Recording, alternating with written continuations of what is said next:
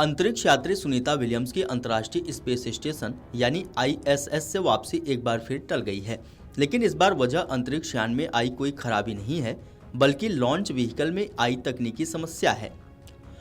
इसके चलते ISS पर भेजा जाने वाला स्पेसएक्स का क्रू 10 मिशन लॉन्चिंग से सिर्फ 1 घंटे पहले टाल दिया गया। अब इस मिशन को 14 मार्च को एक बार फिर लॉन्च करने की कोशिश की जाएगी। इसके साथ ही सुनीता विलियम्स का अंतरिक्ष में रहने वाला जो मिशन सिर्फ 8 दिन में खत्म हो जाना था, उसे अब 9 महीने से ज़्यादा हो चुके हैं। लेकिन सुनीता विलियम्स की वापसी अभी तक स्पष्ट नहीं हो पाई है। ऐसे में यह जानना अहम है कि आखिर सुनीता विलियम्स को जिस मिशन पर भेजा गया था उसमें कहाँ अड़चन आई, उनकी वापसी अब तक पृथ्वी पर क्यों नहीं हो पाई, कितनी बार उन्हें पृथ्वी पर वापस लाने की तैयारी की गई और हर बार किन कारणों से उन्हें लाने की कोशिशों को रोका गया। आइए जानते हैं। आपको बता दें कि 5 जून 2024 को नासा का Boeing crew flight test mission launch किया गया था। इस मिशन के तहत नासा अपने 2 अंतरिक्ष यात्री सुनीता विलियम्स और बैरी बुच विलमोर को 8 दिन की यात्रा पर भेजा। दोनों को स्टार लाइनर अंतरिक्ष यान के जरिए मिशन पर भेजा गया था। यह अंतरिक्ष यात्रियों के साथ अंतर्राष्ट्रीय अंतरिक्ष स्टेशन के लिए स्टार लाइनर अंतरिक्ष यान की पहली उड़ान थी। जिस मिशन पर सुनीता और बैरी हैं, वो नासा के व्यावसायिक क्रू कार्यक्रम का हिस्सा है। आपको बता दें कि नासा का लक्ष्य है कि वह अमेरिका के निजी उद्योग के साथ साझेदारी में अमेरिका से अंतर्राष्ट्रीय अंतरिक्ष स्टेशन तक सुरक्षित, विश्वसनीय और कम लागत के मानव मिशन भेजे। इसी उद्देश्य से यह टेस्ट मिशन लॉन्च किया गया था। इस मिशन का लक्ष्य अंतरिक्ष स्टेशन पर 6 महीने के रोटेशनल मिशन यानी कि बारी बारी से मिशन को अंजाम देने की स्टार लाइनर की क्षमता को दिखाना था। लंबी अवधि की उड़ानों से पहले तैयारी को परखने और जरूरी परफॉर्मेंस डेटा जुटाने के लिए क्रू उड़ान परीक्षण को बनाया गया था। अंतरिक्ष स्टेशन के लिए स्टार लाइनर की उड़ान के दौरान अंतरिक्ष यान के कुछ थ्रस्टर्स ने अच्छा काम नहीं किया। थ्रस्टर्स आमतौर पर कम फोर्स वाले रॉकेट मोटर्स को कहा जाता है। थ्रस्टर्स के कमजोर प्रदर्शन के अलावा स्टार लाइनर के हीलियम सिस्टम में कई लीक भी देखे गए। इसके बाद नासा और बोइंग ने अंतरिक्ष यान के बारे में व्यापक डेटा विश्लेषण के जरिए जानकारी जुटाई। इस जांच में अंतरिक्ष शटल कोलंबिया दुर्घटना के बाद स्थापित हुए संगठन शामिल थे। यह दुर्घटना 1 फरवरी 2003 को हुई थी। यह दुर्घटना तब हुई थी जब कोलंबिया अंतरिक्ष यान पृथ्वी के वातावरण में वापस आ रहा था। इस दुर्घटना में सभी 7 यात्री मारे गए थे। ऐसे में आइए जानते हैं सुनीता और बैरी को वापस लाने के लिए अब तक क्या किया गया।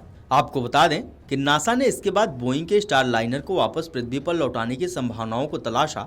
जांच के बाद यह सामने आया कि स्टार लाइनर में यात्रियों को वापस लाना सुरक्षित नहीं होगा। आखिरकार 3 महीने के इंतजार के बाद नासा ने फैसला किया कि स्टार लाइनर को बिना क्रू के ही वापस धरती पर लाया जाएगा। 6 सितंबर 2024 को स्टार लाइनर बिना क्रू के ही धरती पर लौट आया। इस बीच नासा ने सुनीता और बैरी को वापस लाने के लिए नई योजना पर काम शुरू किया।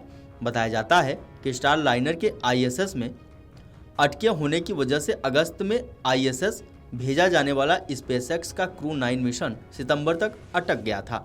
ऐसे में नासा ने स्पेसएक्स की तरफ से तय किए गए 4 अंतरिक्ष यात्रियों में से सिर्फ 2 को ही सितंबर के अंत में भेजने का फैसला किया, जिससे इसकी वापसी में सुनीता और बैरी को खाली पड़े प्लांट में जगह देकर पृथ्वी पर लौटाया जा सके। क्रू 9 को आखिरकार 28 सितंबर को लॉन्च कर दिया गया। क्रू 9 मिशन की वापसी 17 दिसंबर को तय की गई थी, यानी सुनीता और बैरी को 2 महीने से ज़्यादा समय और ISS पर ही बिताना था। लेकिन इस अवधि को भी लगातार बढ़ाया गया। नासा ने फैसला किया कि क्रू 9 को पृथ्वी पर लौटाने से पहले वह स्पेसएक्स के ड्रैगन स्पेसक्राफ्ट को एक नए क्रू 10 मिशन के लिए लॉन्च कर देना चाहता है। लेकिन क्रू 10 की लॉन्चिंग की तैयारियां दिसंबर में पूरी नहीं हो पाई। नासा ने बताया कि ड्रैगन अंतरिक्ष यान जनवरी की शुरुआत में फ्लोरिडा पहुंचेगा। इसके बाद क्रू 10 की लॉन्चिंग को फरवरी तक के लिए टाल दिया गया। फरवरी में वापसी तय होने के बाद जहां क्रू 9 के दोनों सदस्यों अंतरिक्ष यात्री निक होम और रूसी अंतरिक्ष यात्री एलेक्सांद्र गुरबुनोव को फ्लाइट से जुड़े कई परीक्षण करने थे, तो वहीं सुनीता विलियम्स इस दौरान ISS के एक्सपीडिशन 72 की कमांड बन गईं। उनके अनुभव के मद्देनजर स्पेस स्टेशन पर रहने वाले हर व्यक्ति के कामकाज और देखरेख की जिम्मेदारी उनके कंधों पर आ गई।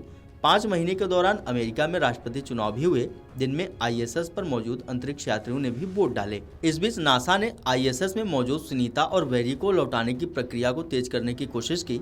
12 फरवरी को एक बार फिर टीम की तैयारियों को झटका लगा। एजेंसी को ड्रैगन स्पेसक्राफ्ट की तैयारियों की प्रक्रिया के प्रमाणन में समय लग गया था। ऐसे में इसकी लॉन्चिंग को 1 महीने के लिए टाल दिया गया और क्रू 10 और 12 मार्च को आईएसएस के लिए लॉन्च करने की तैयारी हुई। 12 मार्च को नासा के कैनेडी स्पेस सेंटर से लॉन्च होने से करीब 1 घंटे पहले क्रू 10 मिशन को एक बार फिर टाल दिया गया। बताया गया कि स्पेसएक्स के फैल्कन 9 रॉकेट में ग्राउंड सपोर्ट फ्लेम आर्म के साथ हाइड्रोलिक सिस्टम समस्या के कारण लॉन्चिंग को रद्द कर दिया गया। इसके बाद लॉन्च की अगली तारीख 13 मार्च को क्रू 10 का लॉन्च अगर सफल रहा तो अंतरिक्ष यात्री निक हेंग, सुनीता विलियम्स और विच वुलमोर के साथ रूसी अंतरिक्ष यात्री एलेक्सांद्र गुरबुनोव का क्रू 9 मिशन हैंडओवर की प्रक्रिया पूरी करने के बाद सोमवार 17 मार्च को सुबह 9:05 पर सब पहले अंतरिक्ष स्टेशन से प्रस्थान कर सकता है, लेकिन फ्लोरिडा के तट से दूर स्प्लैश डाउन स्थानों पर मौसम खराब हो। Video desk Amar Ujala dot com. अगर आप ये वीडियो YouTube पर देख रहे हैं तो हमारे चैनल को सब्सक्राइब कर बेल आइकन दबाएं और Facebook पर देख रहे हैं तो हमारे पेज को लाइक करें। 8 मिलियन प्लस सब्सक्राइबर, आपके इस भरोसे के लिए बहुत धन्यवाद।